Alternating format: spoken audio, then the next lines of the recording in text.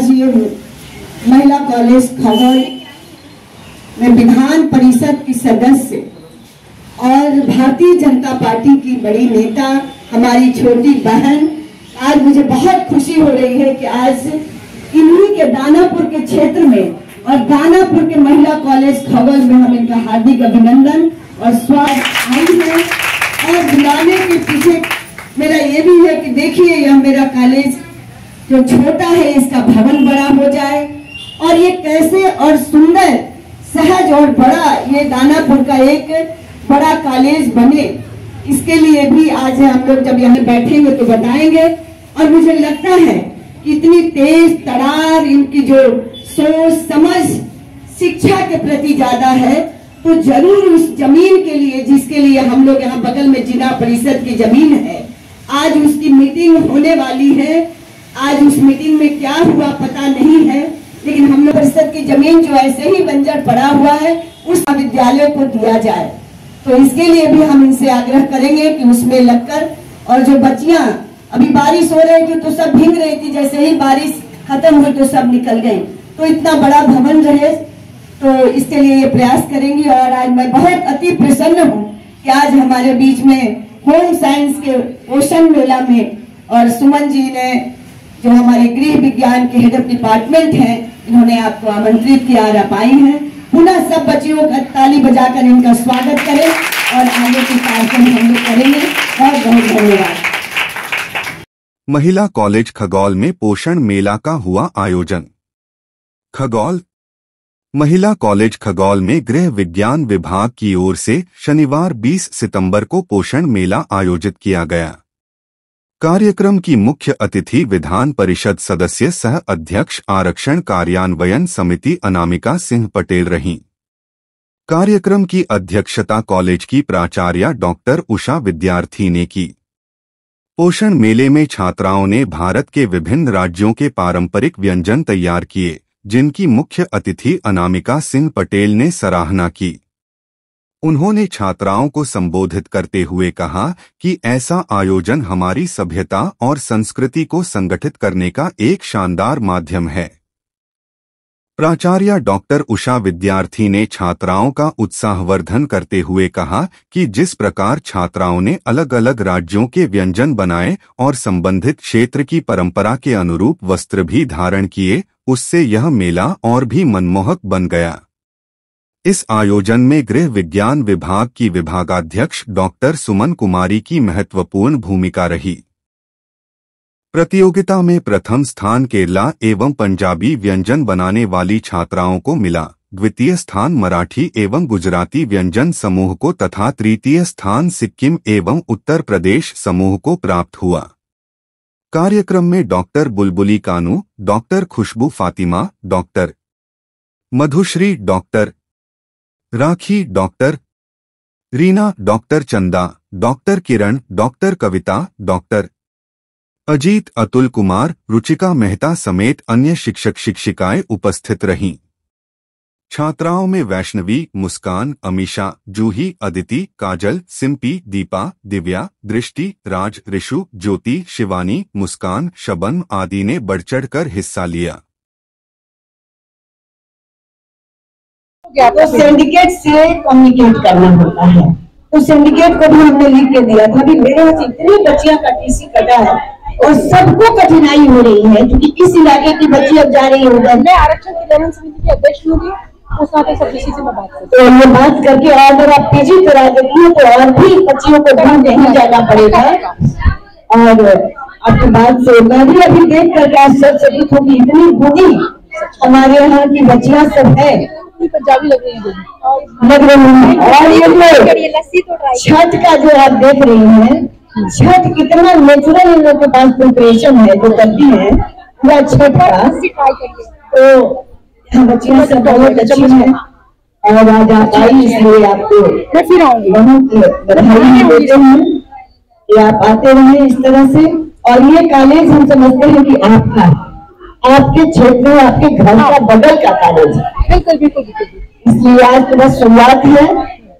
अभी आप यहाँ आते रहे और जो भी इस कॉलेज से कमी बेसी है, आप उस जगह पर हैं, इस सदन के अंदर आवाज उठा सकती हैं और हमारी बच्चियों को आपने बहुत मोटिवेशन पीजी करवा दूं यहाँ पर और दीदी करवाते हैं। हम ये बात करेंगे जो नए बने पाटलिपुत्र हो गया। चलिए तो ये चलिए इनको हम लोग तालियों से स्वागत करते हैं कि पीजी भी हमारे यहाँ खुल जाए और जमीन भी अगर ये चाहेंगी तो जरूर हो जाएगा। दीदी को पता बहुत लड़ा और है ना, और यही बगल में है, आप जो यहाँ से जाती है बगल में ही है।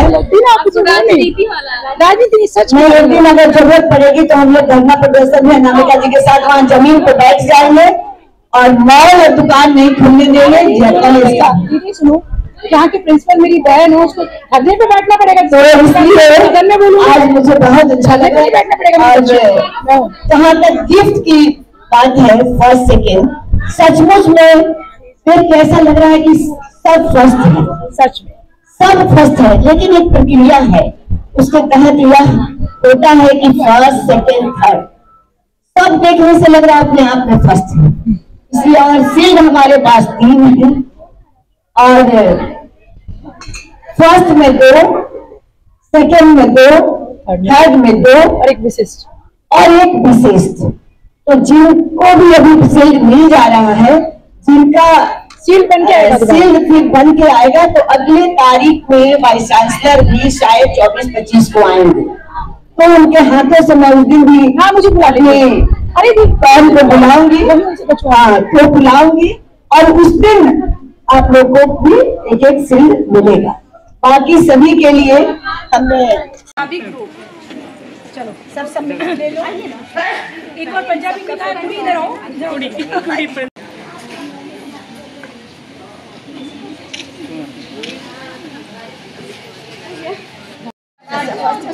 चलो गुजराती किधर है भाई? आगे तुम गुजराती कितनी क्यूट लग रही है ना। इधर आओ,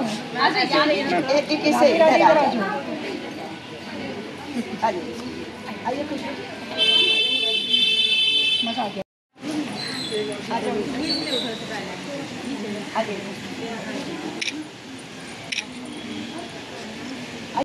मनीष एक बार बात करके बंगाली तो बहुत सुंदर थी भाई, वो कोने में आओ बहुत सुंदर वाली, सच में तारीफ है। मैं हमेशा बहुत जिम्मेदारी से एक बात में विश्वास करती हूँ कि जो एक किरदार होता है और व्यक्ति होता है, उसका व्यक्तित्व होता है, वो जहाँ भी होता है उस जगह को श्रेष्ठ बना देता है। तो यहाँ की जो प्राचार्य है हमारी बड़ी बहन उषा विद्यार्थी जी, जो वो राजनीति में श्रेष्ठ थी, एक प्राचार्य की भूमिका में उन्हें देखकर मैं अचंभित हूँ। मैं खुश हूँ, एक सुखद अनुभव से भरी हुई कि किस तरह एक एक बालिका से उनका व्यक्तिगत परिचय है। आज जबकि गृह विज्ञान और इस तरह के विषय समाज में थोड़े से विलुप्त होते जा रहे हैं आधुनिकता की होड़ में, ऐसे में इतने सुदृढ़ तरीके से, इतने सुनियोजित तरीके से यहाँ पर इस कार्यक्रम को आयोजन कराना, पोषण पे ध्यान देना, और छोटी छोटी जगह देखी मैंने कई सारे म्यूजिक के लिए किस तरह से है, सारी चीजें देख के बहुत अच्छा लग रहा है। यहाँ पर जैसे कि बात हुई, इस महाविद्यालय को और बड़ी जगह की आवश्यकता है, उस पर हम दोनों बहनें मिलकर जल्दी ही काम करेंगे और हमें लगता है कि वो चीज हो जाएगी, महाविद्यालय को एक बड़ी जमीन मिल जाएगी। बहुत अच्छा लगा, सहज सरल, हाँ बहुत बहुत व्यंजन बहुत भाव से बने हुए थे, तो भाव व्यंजनों में दिख रहा था, उनकी वेशभूषा में दिख रहा था, लग रहा था पूरे भारत यही दिख रहा है, इतना सुंदर था। उज्जवल भविष्य की कामना ही नहीं करते हैं, उनके साथ खड़े रहेंगे, अड़े रहेंगे, उनके लिए लड़ेंगे, उनकी सारी अच्छी सुविधाओं के लिए, उनके उज्जवल भविष्य के लिए। के हैं, मैं सबसे पहले तो धन्यवाद देना चाहती हूँ अनामिका जी को, जो इस क्षेत्र की हैं और इतनी संवेदनशील है। महिलाओं को जो काम करने की आदत है, आज बच्चियों को भी देख करके उन्होंने इतना उत्साह से और अपनी बातों को रखी और वादा किया है कि जमीन से लेकर हर चीज के लिए मैं काम करूं। मैं इनको पुनः धन्यवाद देती हूँ कि ये और अपनी ऊंचाइयों तक जाएं और हम सब बच्चियों के लिए, जो बच्चियां ग्रामीण परिवेश से आती, आपको मैं बताना चाहती हूँ और अनामिका जी को भी बताना चाहती हूँ कि इधर विक्रम बीटा पाली, इधर कोई भी जेडी विमेंस कॉलेज का कोई महिला कॉलेज, एकमात्र महिला कॉलेज खगौल है जिसका 50 साल हो गया और जमीन अभी तक नहीं मिला, और इसका जमीन मिल जाएगा तो जेडी विमेंस कॉलेज के बाद यह दूसरा दानापुर का यह कॉलेज होगा जिसमें ग्रामीण परिवेश की भी बच्चियां पढ़ेंगी और यहाँ के भी बच्चियां पढ़ेंगी। इसलिए आज आकर के सबको हम लोगों को मनोबल बढ़ाई है, इसलिए हम बहुत धन्यवाद देते हैं, बहुत इनका आभार प्रकट करते हैं। और आप आज एक बार आई हैं, अभी मैं बार बार बुलाऊंगी। अब इनका कॉलेज है, ये समझे कि इसकी प्रगति कैसे आगे और होगी। और धन्यवाद। तो एक भी कार्यक्रम ऐसा नहीं होगा जो इनके बिना होगा। एक बार बुलाऊंगी, बच्चियों के साथ इनका मोटिवेशनल स्पीच हो। इन्होंने कहा है कि मैं क्लास भी लूंगी। ये इससे और अच्छी बात क्या हो सकती है कि एक नेता होते हुए भी, एक राजनेता होते हुए पढ़ाई के प्रति अभी भी इनका शौक है। उस शौक को मैं बच्चियों के साथ मिलूंगी और बुलाऊंगी और क्लास भी करवाऊंगी। और जो सड़क से सदन तक लड़ती रही है अधिकारों के लिए, ऐसी बड़ी बहन उषा विद्यार्थी जी, मैं चाहती हूँ हम लोग एक बार आती भी है और मेरी भी है तो हम जोरदार तालियों से उनका स्वागत करें। दीदी कहते हैं ना, हाथ कंगन को आरसी क्या।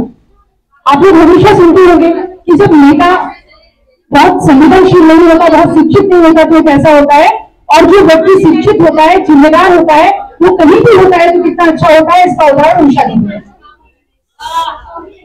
अगर वो जब वो राजनीति करती है तो वो उतनी ही ज्यादा जिम्मेदार होती है, और जब वो आप लोगों के साथ होती है कॉलेज की प्राचार्य की तरह, वो भी उतनी जिम्मेदार होती है। इतने सारे सुंदर स्टॉल मैंने देखे हैं, उसको मुझे मार्केटिंग भी करना है, तो ये बहुत मुश्किल काम है। मुझे दुनिया की सारी लड़कियां सुंदर लगती हैं और मुझे दुनिया का हर काम अच्छा लगता है, कि मेरे साथ एक समस्या है।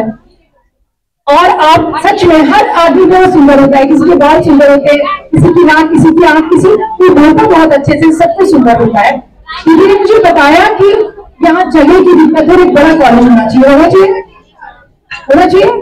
अभी दीदी अकेली उसकी लड़ाई लड़ रही है, तो मैंने दीदी को वादा किया है कि दीदी मैं इसको सदन में उठा दूंगी इस बार के सत्र में। आदरणीय महामहिम से मिलकर, आदरणीय मुख्यमंत्री जी, उप मुख्यमंत्री, सबसे मिलकर जल्दी से जल्दी वो जगह कॉलेज के लिए दी जाए। बच्चियों का एक कैरियर काउंसलिंग का सत्र रखिए। मैं पहले यूपीएससी पढ़ाती रही, मैं IAS की कोचिंग पढ़ाती थी पहले, तो मुझे हमेशा पढ़ाना अच्छा लगता है। अभी तो बच्चियां नॉर्मली क्या है, खगोल हमारा थोड़ा सा पटना महानगर से थोड़ा दूर है, तो बच्चियां बहुत सारी चीजें सोच नहीं पाती हैं। आप लोगों को बहुत सारी कल्पना होगी, बहुत सारी इच्छाएं होंगी, आप बहुत सारी चीजें समझ नहीं पाती हैं, और समझते थोड़े बड़े हो जाते हैं तो फिर परिवार के लोग शादी की बात करने लगते हैं, दूसरी बात करने लगते हैं। तो मैं दीदी से कहूंगी, अभी दीदी ने मुझे बताया डांडिया भी होने वाला है, उसके बाद जब भी हम फ्री होगी, मैं भी फ्री रहूंगी, तो मैं आके आप लोगों की कैरियर काउंसलिंग करूंगी, क्योंकि किसको यूपीएससी करना है, किसको बीपीएससी करना है, किसको एसएससी करना है, और उसके अलावा भी बहुत सारी चीजें जो आप जिंदगी में कर सकते हैं। आपके विषय के हिसाब से बहुत सारी वैकेंसीज होती है, बहुत सारी कॉर्पोरेट की जॉब होती है, जिसके बारे में नॉर्मली आपको नहीं पता होता। और यूट्यूब पे जो सारी चीजें बहुत दिग्भ्रमित करने वाली है, या जो कोचिंग सेंटर से, या तो वैसे लोग हैं जो बहुत झूठ फैलाते हैं, या वैसे लोग हैं जो बहुत ज्यादा पैसा लेते हैं। अभी जल्दी मेरी प्लानिंग है कि हम लोग दानापुर की तरफ एक कोचिंग सेंटर खोलेंगे निःशुल्क। मैंने कुछ अधिकारियों से बात की है, कुछ वीडियो मेरे से बोले, कुछ SDM थे, मैंने कहा हम खोलेंगे ताकि आप सब लोग, बहुत मुश्किल है आपके लिए यहाँ से बाजार से जाना, मुश्किल है ना, घर वाले भी नहीं भेजेंगे, घर में इतनी चीजें भी नहीं होंगी, मुश्किल काम है ना, तो एक कोचिंग मिली इस तरफ आपके लोग, ऐसा सोच के मैं भी, ठीक है, ठीक। और आप लोगों से कुछ टिप्स बोलना चाहती हूँ। एक तो मैं बताना चाहती हूँ सबको जिन्होंने महाराष्ट्र का स्टॉल लगाया, बिहार का लगाया, और साउथ इंडियन, बहुत ज्यादा परफेक्शन है आप लोगों की चीजों में। और ग्रह विज्ञान, देखिए एक बात को समझने की आवश्यकता है बेटा, आप सब लोगों को समझना होगा।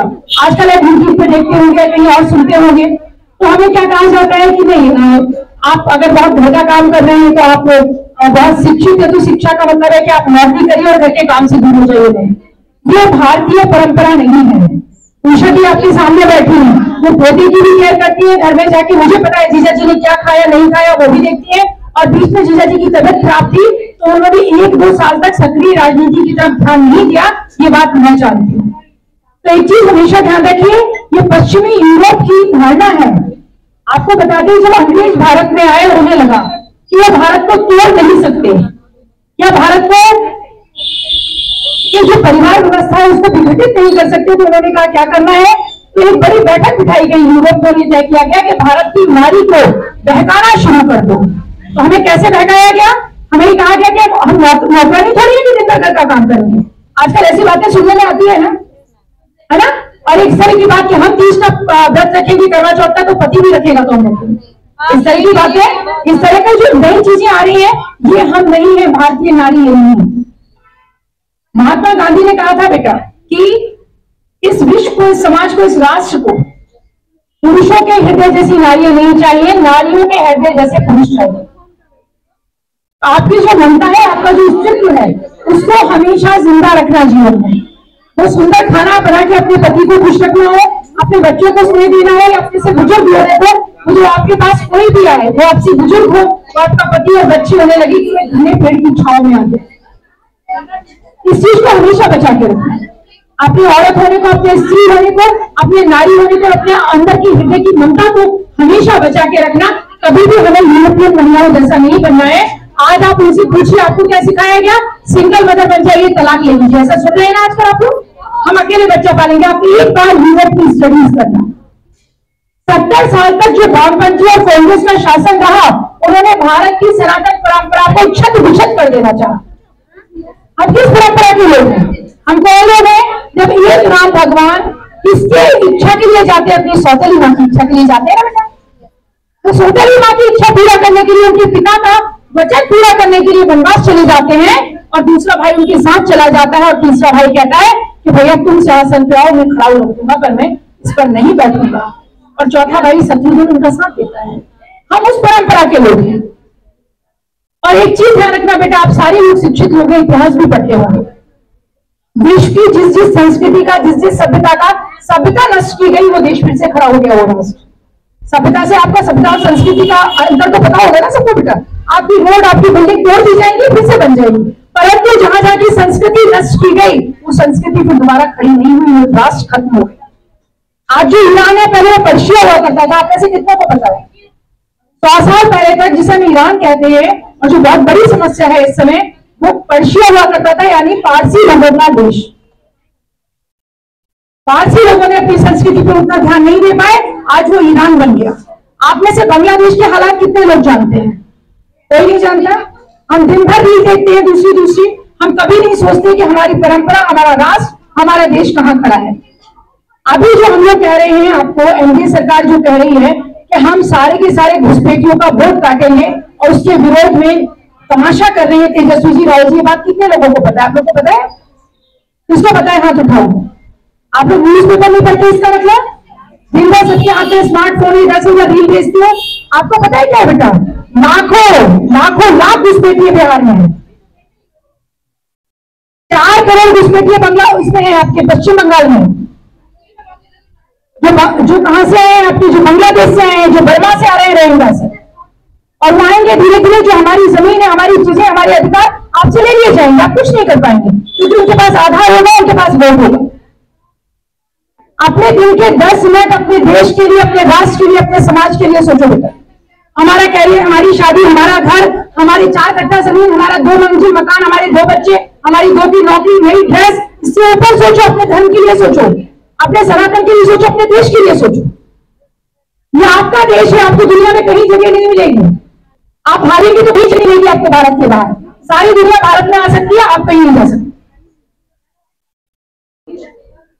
धीरे धीरे वहां से पश्चिम बंगाल की सारी बहुत सारी जनसंख्या को यहाँ भेजा जा रहा है। वो जगह जगह बस्ती जाएंगे, उनके पास आधार होंगे, वो आपकी नौकरियों में हक लेंगे, वो आपकी जमीनें छीनेंगे, और फिर उनके पास वो सारी सरकारी सुविधाएं जो आज आपको, हम लोग को केंद्र सरकार दे रही है, आदरणीय नरेंद्र मोदी जी, वो उनके पास चली जाएगी, फिर आप कुछ नहीं कर पाएंगे।